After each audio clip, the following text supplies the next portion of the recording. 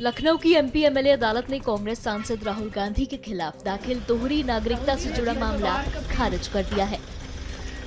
ये याचिका राहुल गांधी की नागरिकता को लेकर दाखिल की गई थी, जिस पर सुनवाई के बाद अदालत ने इसे खारिज कर दिया।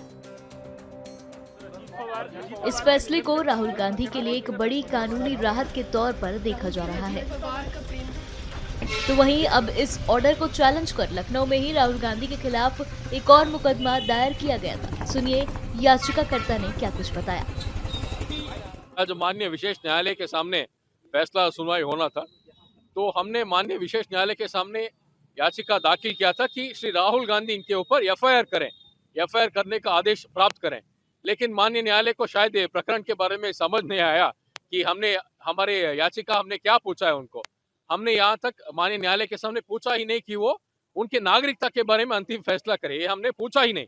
इस मुकदमे में हमने सिर्फ स्पष्ट रूप से इतना पूछा है कि वो इस मामले के सिलसिले में एफआईआर दाखिल करने के लिए कोतवाली पुलिस थाना रायबरेली को आदेश दे। जो माननीय इलाहाबाद उच्च न्यायालय, हाई कोर्ट में और जो एकल पीठ में भी फैसला हुआ कि direction for registration of FIR, शायद माननीय न्यायालय को समझ में नहीं आया। इसलिए अभी भी हमें विश्वास है और यकीन है कि जीत हमारे ही होगा मुकदमा में। हम इसलिए इस ऑर्डर का अपील कर रहे हैं क्योंकि मुकदमा बहुत सीरियस था, शायद इसलिए माननीय न्यायालय ने रिस्क नहीं लिया इस मुकदमे में फाइनल एडजुडिकेशन ऑन मेरिट्स करने के लिए। जी धन्यवाद। सर, जो फैसला आया उससे आप संतुष्ट नजर नहीं आ रहा है, तो सर क्या फैसला? नहीं, हम बहुत संतुष्ट हैं क्योंकि माननीय न्यायालय समझ ही नहीं पाए कि मुकदमा क्या है, तो इसलिए इनका ऑर्डर इतना स्ट्रांग नहीं है मेरिट्स में। तो इस ऑर्डर को जरूर हम ये क्या शायद 2 दिन में ही हम चैलेंज करके अपील करेंगे। हमें बहुत विश्वास है क्योंकि 30 महीने से लगातार हम लड़ रहे हैं, क्योंकि माननीय इलाहाबाद उच्च न्यायालय लखनऊ खंडपीठ ही हमारा फेवर में ऑर्डर दिया है।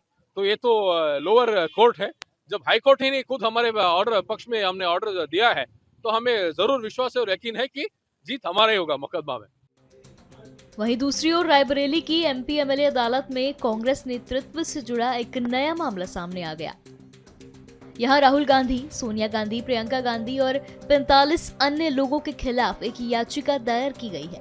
याचिका में सीबीएसई स्कूल की मान्यता से जुड़े दस्तावेजों में कथित जालसाजी के आरोप लगाए गए हैं।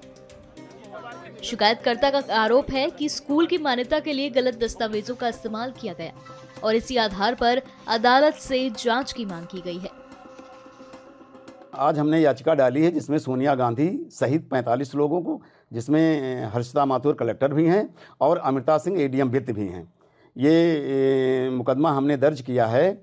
इन्होंने रमेश बहादुर सिंह जो भूमाफिया है, इसने बेली संस्कृत पाठशाला की ज़मीन, सरकारी ज़मीन और तालाब गाटा संख्या 267 की सरकारी ज़मीन पर इसने अवैध कब्जा कर रखा है, जालसाजी करके, कूटरचना करके, जिसमें ये सम्मिलित तमाम अधिकारी और कर्मचारी इसमें शामिल हैं। हमने इसकी जांच कराई और पीएमओ ऑफिस इन्होंने आख्या भेजी कलेक्टर ने और यहाँ भेजी सीएमओ ऑफिस, जिसमें पूरी शिकायत को सत्य लिखा और अंत में लिख दिया कि कार्रवाई पुलिस से अपेक्षित है। मैंने उन पत्राजातों को लेकर के 3 बार इनको हमने पत्र दिए कि आप इस पर एफआईआर दर्ज कराइए या मुझको एफआईआर दर्ज कराने का अनुमति दे दीजिए, तो ये हमसे मिलती नहीं है। एप्लीकेशन रख लिया, वो कूड़े में चली गई, हर्षिता माथुर जी ने उसको कहीं दर्ज भी नहीं कराया। तो इस तरह फिर हमारे पास यही विकल्प बचा कि इसको न्यायालय जा करके हम न्यायालय से कार्रवाई कराएं। ये जालसाजी, कूट रचना, धोखाधड़ी जो भी हुई है ज़मीन के मामले में, ये मुकदमा दर्ज हो, न्यायालय न्याय करे और ये तालाब खाली कराए, इन अपराधियों को सजा मिले।